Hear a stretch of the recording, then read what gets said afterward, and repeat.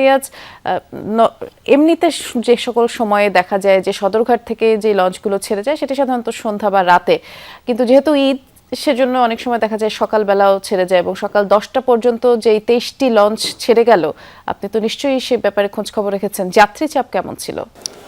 বৃষ্টি, আপনি নিজে দক্ষিণাঞ্চলের মানুষ, ভালো করেই জানার কথা যে লঞ্চগুলো মূলত ঈদের সময় যেটি হয় যে ঠিক ঈদের 2 থেকে 3 দিন আগে তারা যখন যাত্রী পরিপূর্ণ হয়ে যায় তখন লঞ্চগুলো ছেড়ে দেয়। কিন্তু সমস্যা হচ্ছে আজ থেকে এখনও 4 দিন বাকি, যে কারণে পূর্বে নির্ধারিত যে সময়, যে সন্ধ্যার সময় মূলত দক্ষিণাঞ্চলের অধিকাংশ রুটের প্রায় 37টি যে রুট রয়েছে সেই রুটের অধিকাংশ রুটের লঞ্চগুলো সন্ধ্যার সময় ছেড়ে যায়।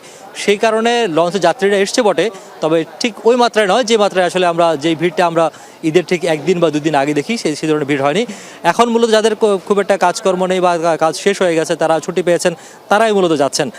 সেই কারণে তারা সকাল থেকে আমরা দেখেছি এসেছে টার্মিনালে, এবং যে প্রায় 50 থেকে 55টি লঞ্চ ভেড়া রয়েছে সেই লঞ্চগুলো তারা উঠেছেন, বিভিন্ন যার যার গন্তব্যে তারা যাবেন।